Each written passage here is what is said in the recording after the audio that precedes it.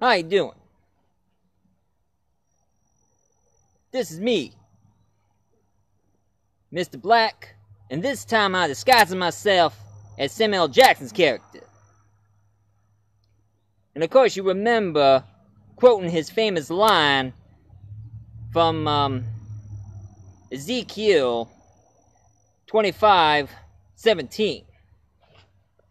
And of course it says, "And I will execute great vengeance upon them with fury and rebukes, and they shall know that I am the Lord when I shall lay me vengeance upon thee."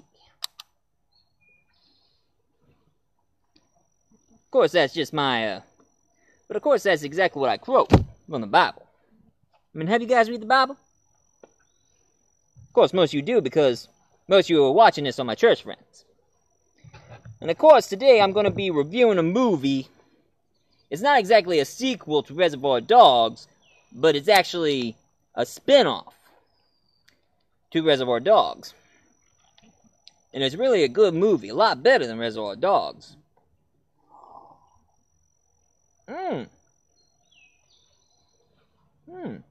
This is some gourmet crap here. You gotta get the recipe for this coffee. It's really dang good.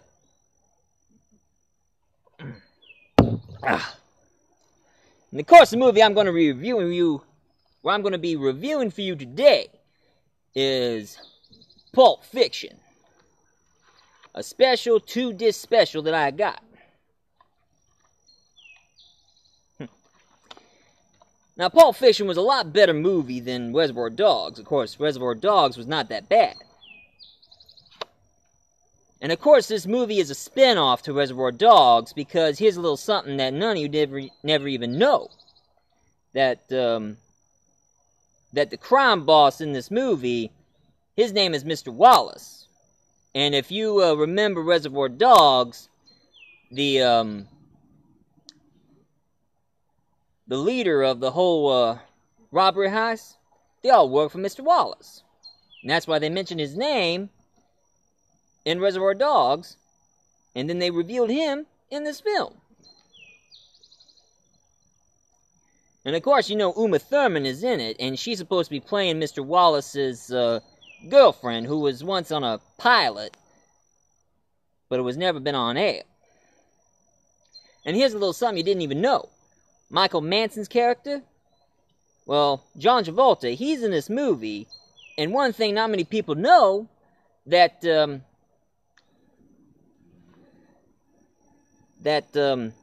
Travolta's character is the brother to Michael Manson's character. Because you start to notice that Blondie, Michael Manson's character, his last name was Vega. And of course, John Travolta's character, his last name is Vega too. So they're both brothers, because their last name's Vega.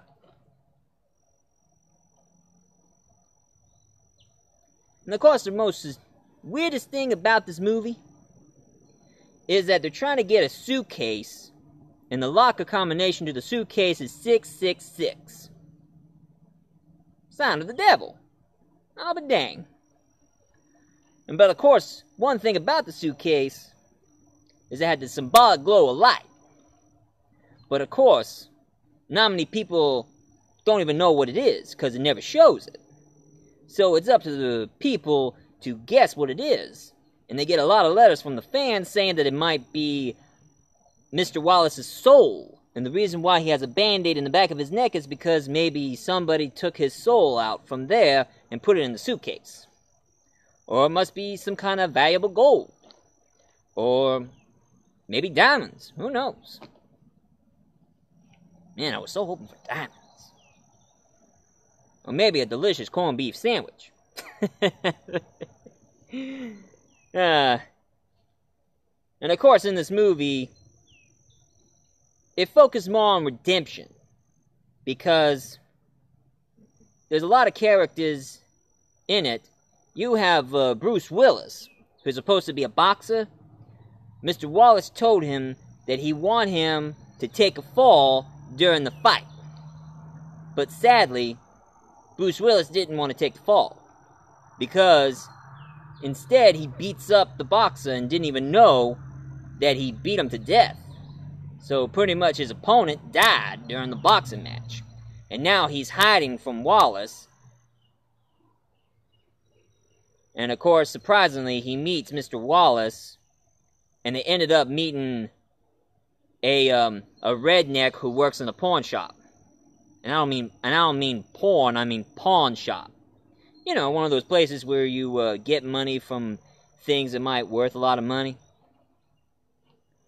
But of course, that redneck, he has a character called a Gimp who wears a leather outfit and all. It's just really odd. I see somebody's pulling the heights out there.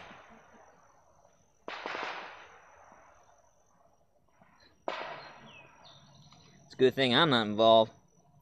Anyway, as I was saying, there is a rape scene in the movie, and it's Mr. Wallace. So Bruce Willis's character decided to take a sword and kill the two rednecks, and Mr. Wallace is going to give that one redneck who molested him great pain by bringing his friends over. And Mr. Wallace told Bruce Willis to leave out of here and never come back. And of course, it's Samuel L. Jackson's redemption too, because after he killed someone, he started noticing that there was a kid with a gun who looks a little bit like Jerry Seinfeld, and he pointed his gun at them. He pointed his gun at them and fired at both of them, but it didn't hit them. And as it turns out, the bullets, it just hit the wall. It didn't hit them, it hit the wall. And that's when Samuel L. Jackson, noticing that it's a miracle that the bullets didn't hit them, it just hits the wall behind them. So therefore, he's talking to a British couple who's trying to rob a diner. I mean, he would have killed them if he wanted to, but instead he wanted them to go. Leave. Get out of here and take his money. And that's about it. And also, another thing that happened, Uma Thurman's character, Mr. Wallace's girlfriend, she mistaked John Travolta's bag of heroin as cocaine. So she sniffed it and got OD'd. So John Travolta quickly took her to that drug dealer and gave him a needle of adrenaline or something that's supposed to keep your heart going, and he stabbed it right through her chest to get to the heart. So he pretty much saved her life. Too bad John Travolta's character gets killed. You know, every time when John Travolta goes to the bathroom, something bad always happens. Like, he went to the bathroom while Bruce Willis was when he put some Pop-Tarts on the toaster and found his machine gun.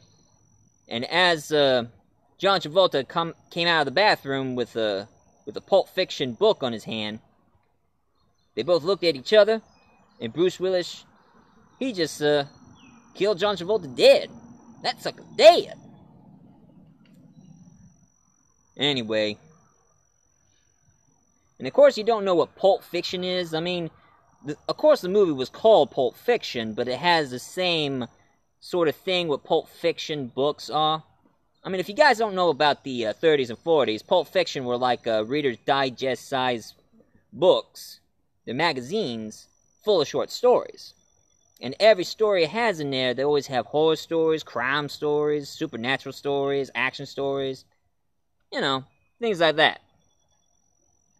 Oh, and another thing that you might find pretty funny, that Christopher Walken makes a cameo in the movie. And he tells young Bruce Willis about the watch. I mean, he talked about this one.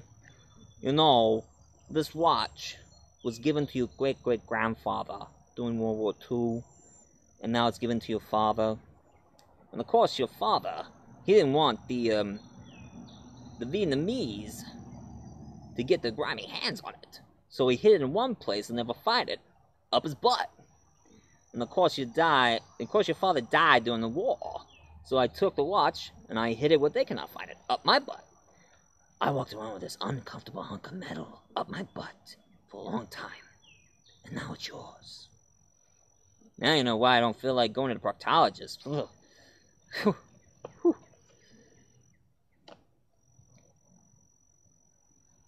Anyway, moving right along. This movie is really good. You'll be surprised of all the twists and turns in the movie. So, any of you who have never seen it, go ahead. Find it and have a watch. It's one of Quentin Tarantino's best movies ever made. Anyway, this is Multi-Voice Reviewer saying goodbye, everybody. Please like the page and subscribe and do whatever the heck you want. Now, if you excuse me, somebody stole something from my boss, and I gotta go and strike vengeance upon thee, though I say it the Lord.